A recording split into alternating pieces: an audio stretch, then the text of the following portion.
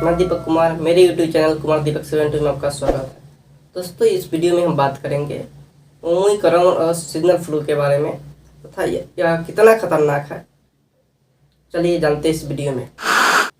दोस्तों, कोविड-19 के नए वेरिएंट अल्फा, बीटा, गामा और डेल्टा के बाद एक नए वेरिएंट ओमिक्रॉन का पता 24 नवंबर 2021 को दक्षिण अफ्रीका के कुछ रिसर्चरों द्वारा सूचना दी गई।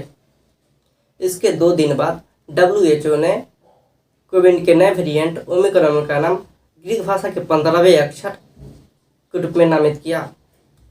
इसे 5वां वेरिएंट ऑफ कंसर्न नाम दिया गया है। WHO पहले किसी भी वायरस का नाम उसके उद्गम स्थल से माना जाता था, यानी कोविड-19 का उद्गम स्थल चीन के वुहान शहर है, तो ऐसा माना जाएगा कि इसे वुहान 19 नाम दिया जाएगा, यानी उसके उद्गम स्थल और उसके वर्ष से जोड़ा जाता था। लेकिन कोविड-19 में ऐसा नहीं किया गया, उसे एक नए तरीके से नामकरण किया जाता है। क्योंकि नामकरण के मामले महत्वपूर्ण इसलिए हो जाता है कि WHO ने नू और सी को नामकरण से छोड़ दिया है।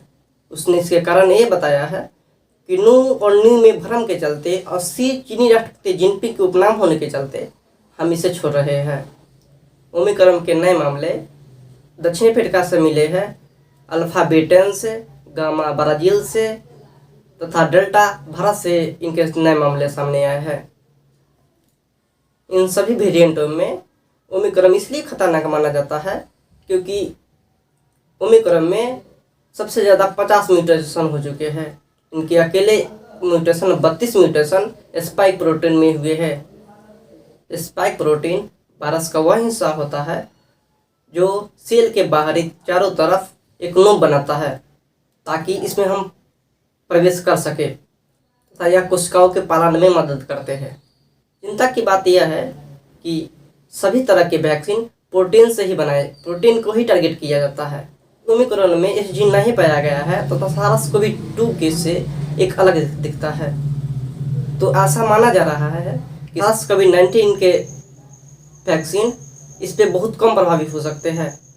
हालांकि जो लोग एक डोज लिए हैं उन पे तो प्रभावी होने का नाम ही नहीं होगा। हाँ, जो लोग दोनों डोज ले चुके हैं उससे तीसरी लहर रोकने में थोड़ी मदद जरूर कर सकते हैं। ओमिक्रॉन के सबसे ज़्यादा म्यूटेशन का अर्थ यह है कि यह बहुत ज़्यादा संक्रामक हो सकता है। क्योंकि डेल्टा वेरिएंट में मात्र 9 ही म्यूटेशन हुए थे तो ये बहुत ज़्यादा खतरनाक था, लोगों के बीच बहुत तेज़ी से फैल रहा था। ये हमारी अप्रैल 2021 में हमारी स्वास्थ्य व्यवस्थाओं को पूरी तरह से चौपट कर दिया था।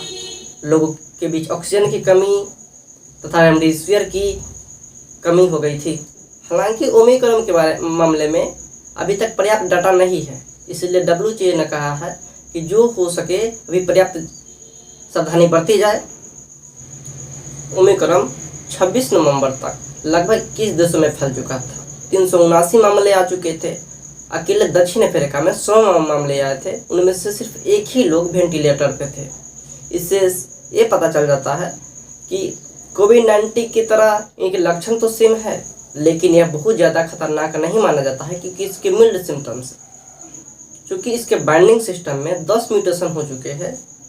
बाइंडिंग सिस्टम वो होता है कि हमारे शरीर के सेल से अटैच होकर ये हमारे रेस्पिरेटरी सिस्टम को और हमारे बॉडी को बहुत ज़्यादा हानि पहुंचाते हैं। ये लंग्स को प्रभावित कर देने से हमारे सांस लेने में कमी हो जाती है।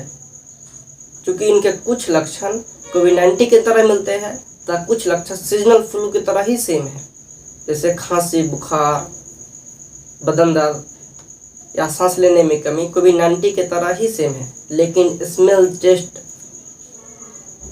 इसमें नहीं पाया गया है। तो ऐसा लगता है कि यह फ्लू वायरस की तरह तो नहीं है, क्योंकि फ्लू वायरस सर्दी के मौसम में ही फैलते हैं।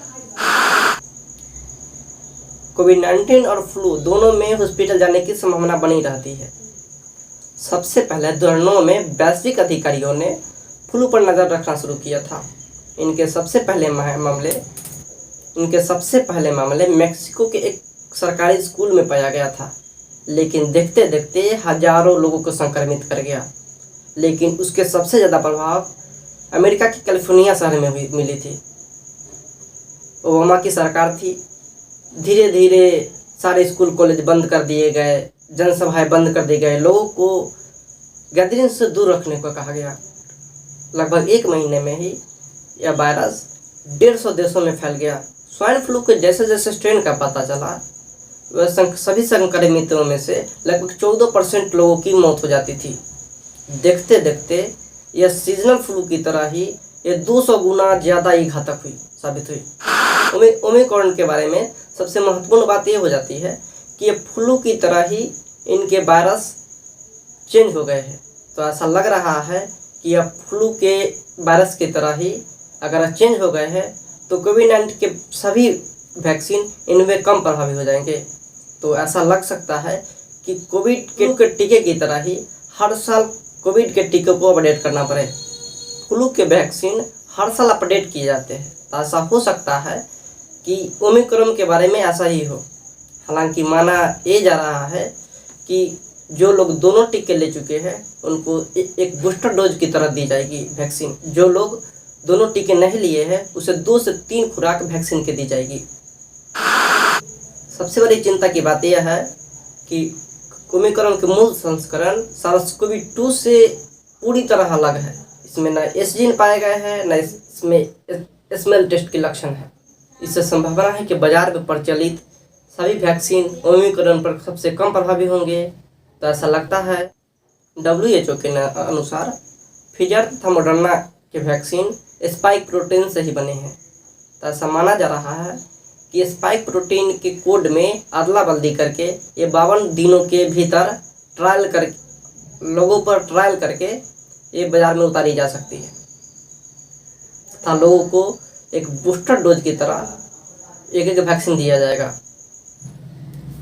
ओमिक्रॉन के नए वेरिएंट दक्षिण अफ्रीका में मिले थे, लेकिन इसके कुछ नए टेस्ट में ऐसा पता चला है कि यूरोप महादेश के कुछ देश जैसे नीदरलैंड जैसों में इनके प्रभाव मिले हैं। तो ऐसा माना जा रहा है कि दक्षिण अफ्रीका से पहले ही यूरोप के कुछ देशों में फैल चुका था।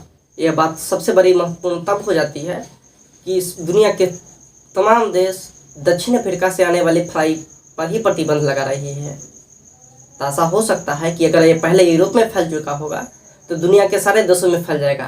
फ्लाइटों को ही क्यों न बंद कर दिया जाए। हालांकि विदेश से आने वाले यात्रियों को RT-PCR टेस्ट करके प्रॉपर मास्क तथा भीड़ भाड़ जगहों से बच के 2 गज की दूरी पालन करके भी तीसरी लहर से बचा जा सकता है। दोस्तों, वीडियो अच्छा लगा हो लाइक, सब्सक्राइब और कमेंट कीजिए। ये बताइए कि हमें क्या सुधार करना चाहिए। Thank you.